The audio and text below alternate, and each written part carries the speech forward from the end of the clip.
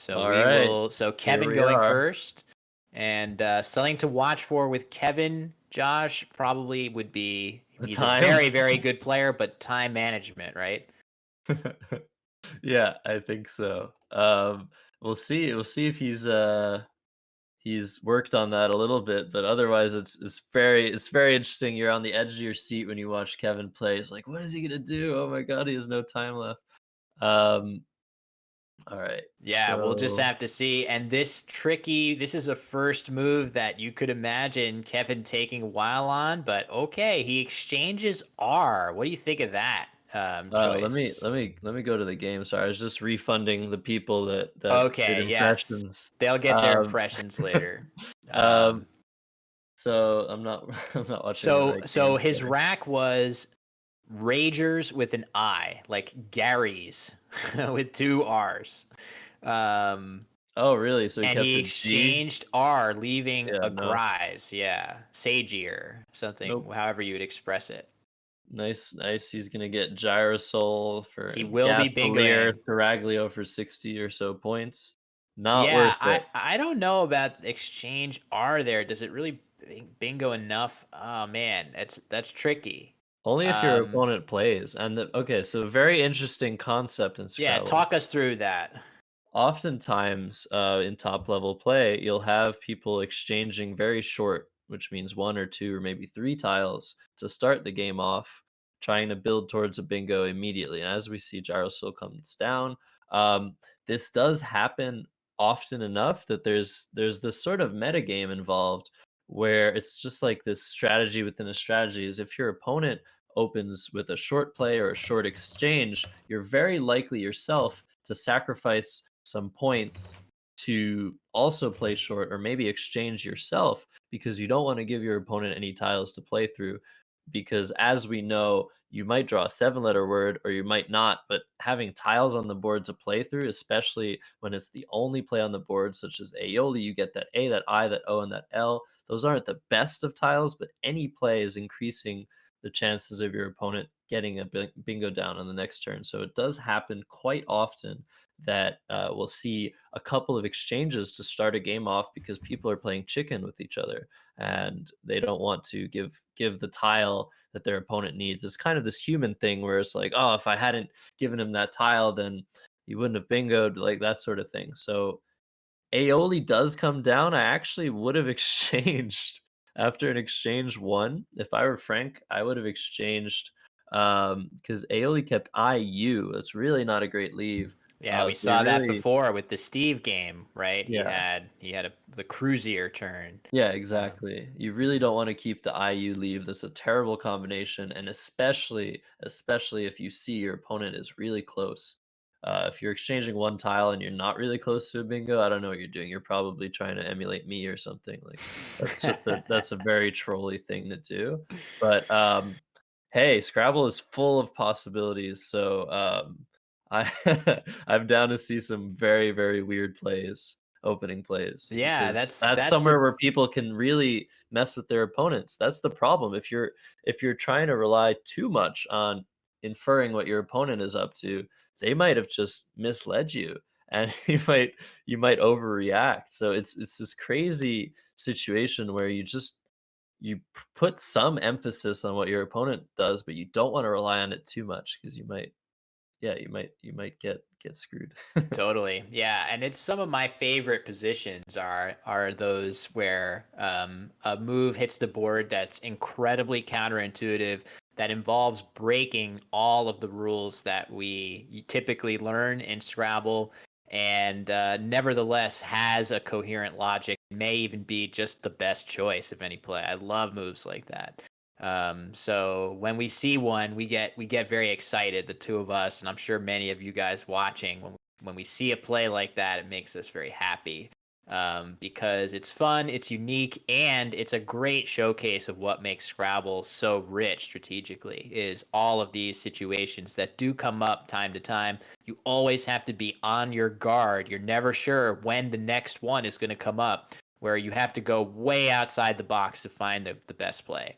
Um, So, all That's a right, good. it looks like so I do have a prediction up for who would win this game. I think it just popped off. It looks like Kevin is certainly in command right now, but Frank has pretty good letters on his rack here. Um, I think he Kevin's trying to emulate Nigel Richards with that last play there. Um, Oh, yes, the goat. He's played the goat. As soon as the second after you said that, I thought to myself, well, is he setting up something good? What did he have? I mean, he has a K. Where did he set his K up there? But then I realized the goat. Yes, greatest of all time, of course. Um, Nigel Richards.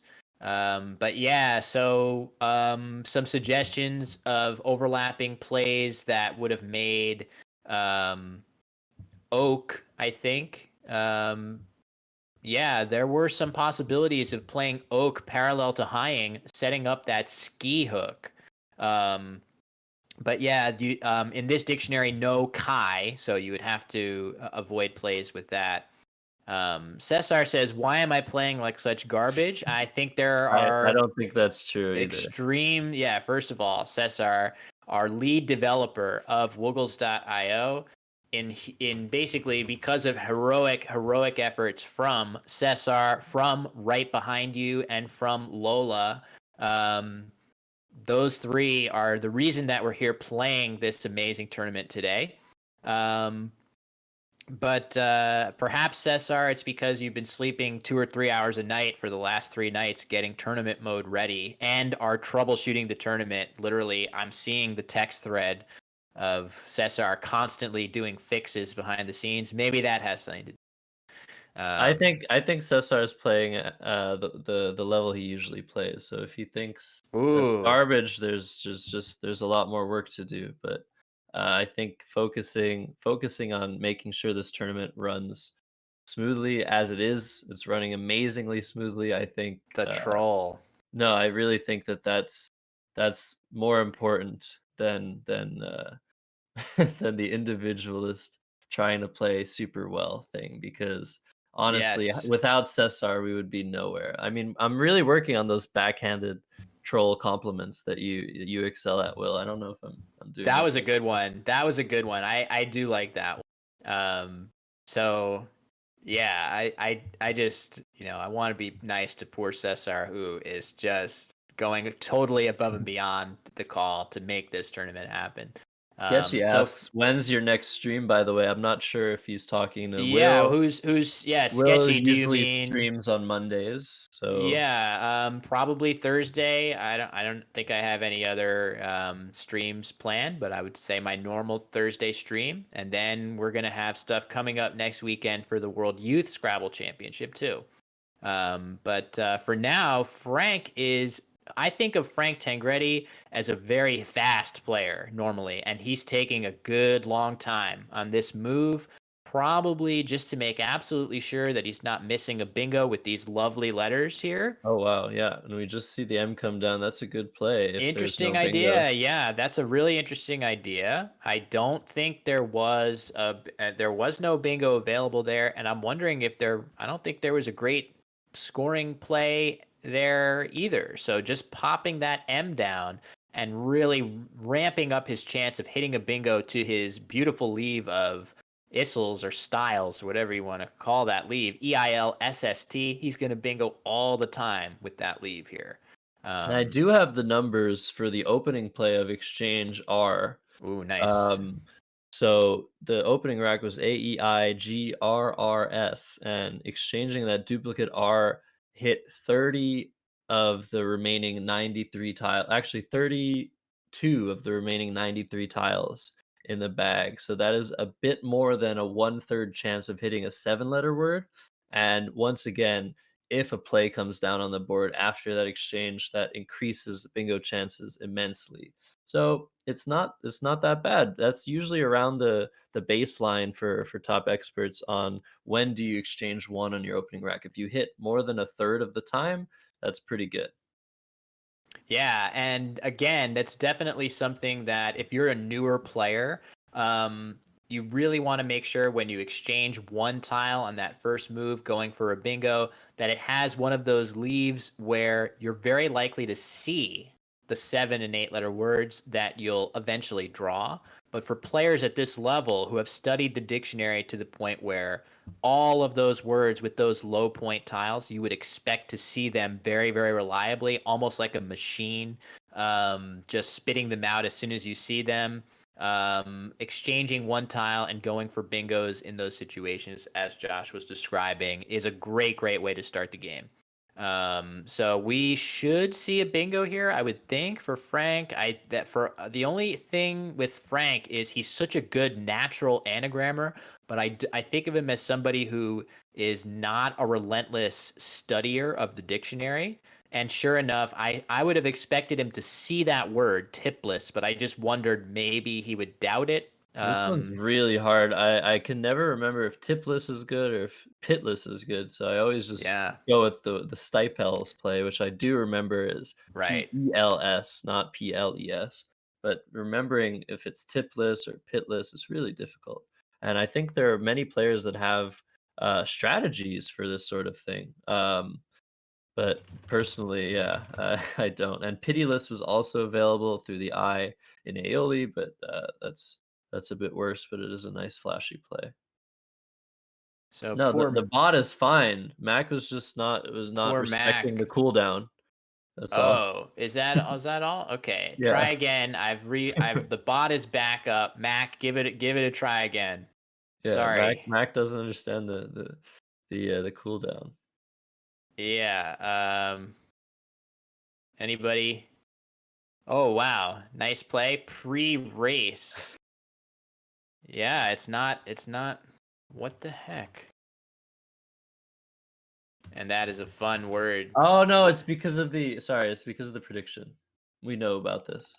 We know Oh, about this. it's Yeah. because that When you it's do like a bug. prediction, you can't use a Twitch bot. It's really bizarre. Okay, so all Ridiculous right, on that. didn't realize that. So it Sorry. is a prediction related bug. Sorry, Mac. Yeah, it's you're not. I haven't banned you from bot. Okay, so we saw pre-race go down for Kevin, which is a nice idea. Josh, that's such a beautiful choice of bingo to really constrict the board, don't Yeah, you I didn't think? even know the word. I mean, I guess it just means before a race, but I wasn't like super sure of its validity. But yeah, it's a great play because you see where that C is on the board.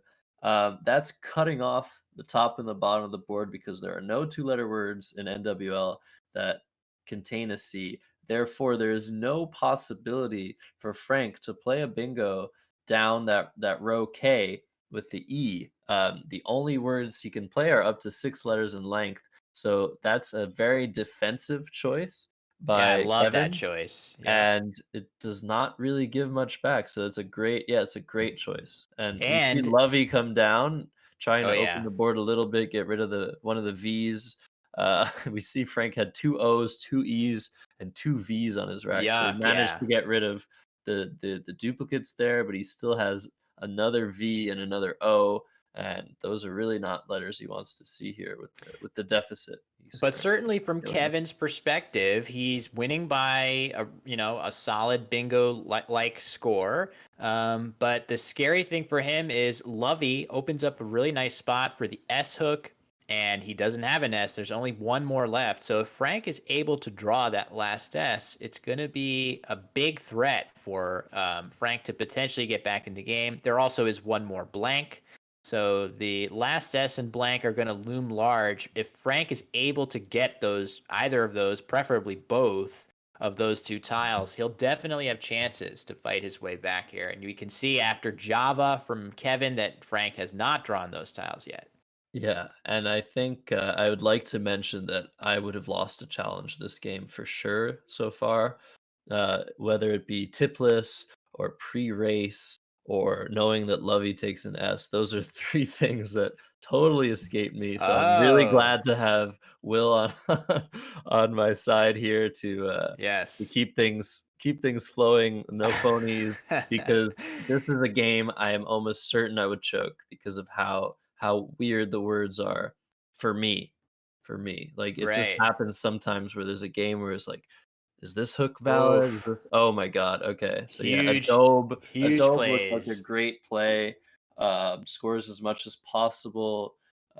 That's basically what Frank needs to do there, but, yeah, Caddy comes down, and that's Awful pretty much game timing. over because Kevin also drew the blank, yeah. It's awful timing for Frank. We really like his play of Adobe, and Caddy just absolutely correct counterplay by Kevin to go up huge in this game. So, and not only that, Frank has drawn V, W, and F all together. Absolutely not what he wants to see. But he's still Um, fighting. He's still fighting. there is a very cool. Wow. There actually is only one spot where a bingo is playable for Kevin here, and it is an amazing spot and amazing words. I'm not going to spoil it yet, but there are no 7-letter words playable on this nice constricted board. There is a bingo available here, and it would be an absolute stunner to see this bingo go down. I would not find it under any circumstance, I don't think. I would really have to be in the zone. I'll just let chat think about this for a little bit before we spoil it. I'm also thinking about it. I don't wanna spoil it either because Yep. I'd wanna find it now. This is, I'm pretty sure I know where it's gonna go, but I don't see it, and hopefully we'll have Happy Wanderer find it first. That's what I I that's expect. my he is my bet to if anyone's gonna see it, that would be the person I would expect to see. It's a regular word. I'll say that. So Yeah, I know he's question looking. of Caddy versus Cade in that spot. I really think those two are actually maybe you would want to play Cade there because of that precise play that we saw in response of Dow. Maybe by putting the I in the spot where the D currently is on the board might be a little bit easier to avoid those simple plays with the J overlap. So it's a good question. I think I would probably slightly prefer Cade over Cotty there for that reason. Okay, the play of Sinter, that's a perfectly good play in a vacuum, leaving C blank, and eventually we do expect Kevin to get a bingo down with that nice blank tile. The bingo, Okay, um, just do it. Just spoil it. I the couldn't find bingo it. through the E of gyrosols and the C of pre-race was reticence Oh. or reticency. Okay, I was looking through the I and the S. Reticence in that spot, a regular Nice. word. Incredible. The only bingo available. I very, very much doubt maybe, I don't know, one or two players would spot that with any regularity. An incredible bingo potentially there, but again, that's the beauty of Scrabble, right? Like these plays come across, you have no inkling of when they're going to happen, when an absolutely epic play could cross your path and be available for you to find. And that's the fun. Every now and then, you'll find a play like that. And man, that is a good feeling, right, Josh? Yeah, Like, now I'm just looking for 9-letter words, like, close to enactment here. I mean, yeah, oh, that's a that would be great. beautiful Yeah. I mean, yeah, 9-letter words are really just the like you always put it, it's just a grand slam or a slam dunk of Scrabble. Yeah, honestly, I feel like if a bingo is a home run or or a three-pointer, or I don't even know what basketball thing it would be. I feel so if you're going to say a bingo is like a three-pointer, a 9 is like a tomahawk jam and then you get fouled and get a free throw afterwards, or like the I most think yeah, stylish possible way I to think a get 9 is your like a bingo. 60-footer or something, I would say, Yeah, half court maybe. shot, a Yeah, half court shot. That's perfect, right? probably, It yeah. doesn't get you any more points necessarily, and a lot of the time, playing a 9 gets fewer points Yeah. than a typical 7 or 8. But yeah, a half court shot is exactly the sort of thing that it feels like. It's so rare. It's so epic when you get some awesome play like that, especially with overlaps in the spot. But Kevin is well on his way to a solid victory here. It's going to be very, very difficult for Frank to make his way back from almost 110-point deficit. Not impossible, but again, Kevin is really on the verge getting a bingo down that will just finish this one off.